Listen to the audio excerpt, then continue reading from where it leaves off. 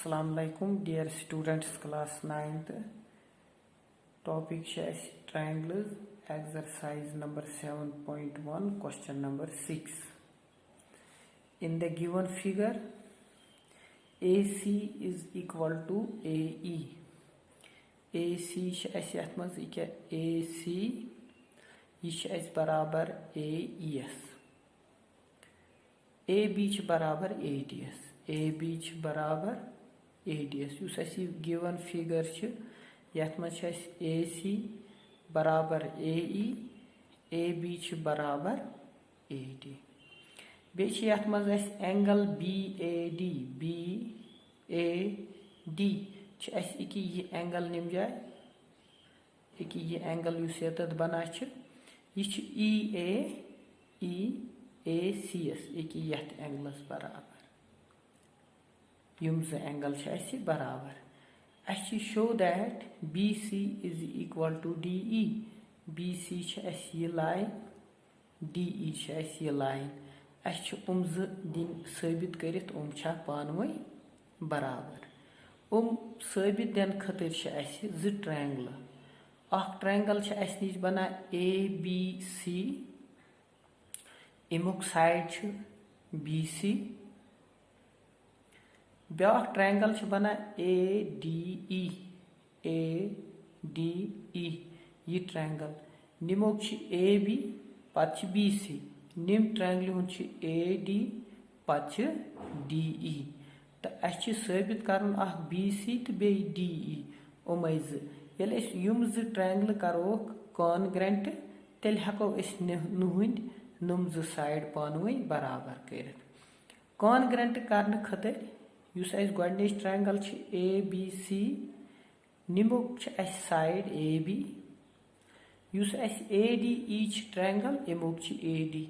Chas orai dit such panway barabar.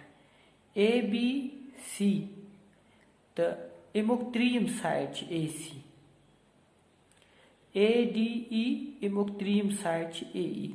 AC the AE tish panway barabar.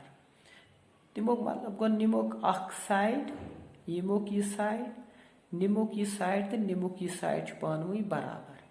Magar as trim condition em khatir sugos as tel asun iki ye angle. Nim triangle ye full angle iki ye angle.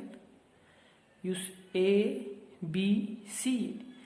Iki triangle emokos BAC gaya iki ye sori angle yus nim jai pet yattai bana ch magar ash or dit yuti ABD yut iki ye angle sach barabar nim triangle gaya nim jai pet yattai sori angle yus bana ch gaya ADE yo gos barabar asun magar nimok ch asi EAC iki ye panway barabar tel ch bilkul simple yus asi DAC ये अगर इस करूँ यथ angles मज add अस बनाव ये सोरे angle ये सेम यही करूँ इस यथ ये बराबर ये करो इस ऐड यथ मज ते ये मुजिम एंगल करूँ ऐड यथ मज ते तेल बन अस BAC एंगल युस योर बन अस ये यथ मज बन अस बीकिस मज DAE या EAD युम ज एंगल बन बराबर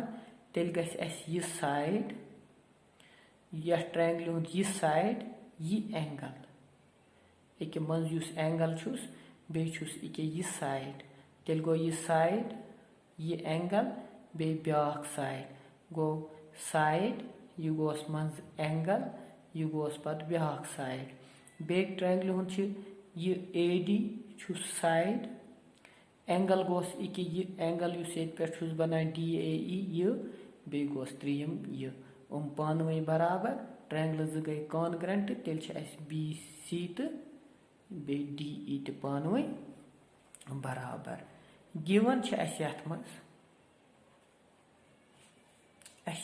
AC equal to AE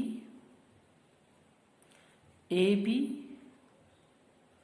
equal to AD and angle BAD is barabar angle EACS.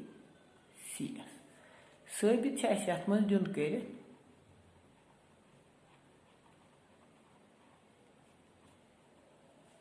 अस दिन BC is equal to DE. यार अस प्रूफ दमो बिल्कुल आसान छ अस प्रूफ दिन यथ मज अस एंगल और अस दित BAD is equal to angle EAC. Reason यह अस गिवन दित अगर अस ऐड करो angle DAC to both sides,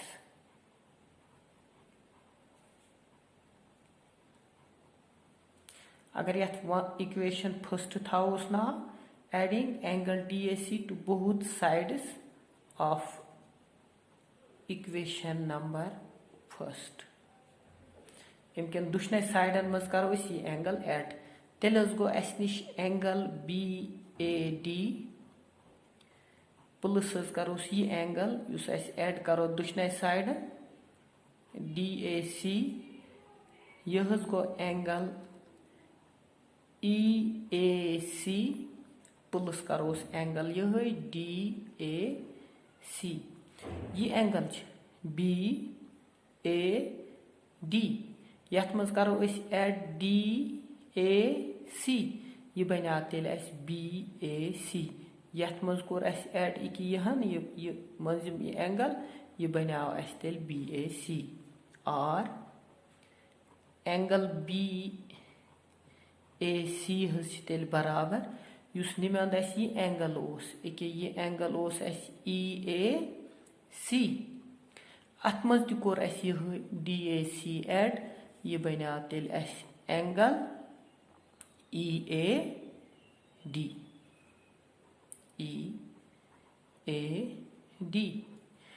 तो वो इन ट्रायंगलन दोन मज गसन त्रिश त्रे कंडीशन ट्रायंगलन दोन मज तुम गसन congruent now in triangle ABC and triangle ADE अखज गई AB तो C ये ट्रायंगल ब्या गई ADE ये ट्रायंगल वो गोडनेथ यह ट्रायंगल मज AB बराबर निम किस AD यह गिवन पे दित पत गो एंगल कोट एंगल BAC बराबर एंगल EAD यह प्रूव्ड एबो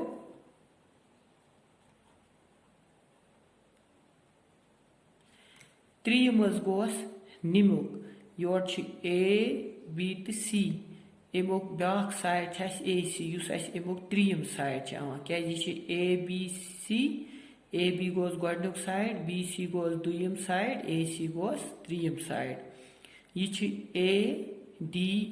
AD गोस गोडनुक DE गोस दुयम AE गोस त्रीम तेल निमुक AC निमुक AE यह गिवन नुम पे क्या गिवन दित AC is equal to AE तो तेल गयस by side angle side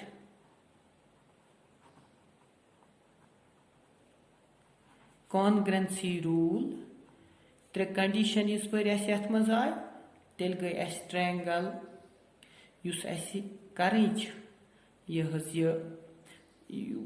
congruent करो यम समुक त्रीम साइड दुयम ये BC तो निमुक DE गसन कॉन्ग्रेंट तेल triangle ABC congruent triangle ADE ये ट्रायंगल कॉन्ग्रेंट गई त्रे पार्ट अमिक कर बराबर यमन रीजन दित यम सम गई कॉन्ग्रेंट तेल देयर फोर निमुक साइड गोडन्यो ट्रायंगल हुंद बी सी तो यथ ए बी सी निमोक वनकस यह दुयम A D E निमोक D E दुयम तो निमोक गो डी ई यह गो by C P C T corresponding parts of congruent triangles इस पे गई निमेक नुम जो साइड पान वे बराबर तो यथ मज यूत योत एंगल बी ए डी दित बराबर ई ए सी एस मगर गोस आसुन एंगल बी ए सी अत मज ये एंगल करान एड डी ए सी अस बना एंगल बी ए सी यथ योड़ किन किस मज तस करान यही एंगल अस बना ई ए डी दित ई ए सी बस यूत यथ मज एड कर कंडीशन गसान बराबर जो कंडीशन ऑलरेडी दित यम सत कॉन्ग्रेंट कर शुक्रिया।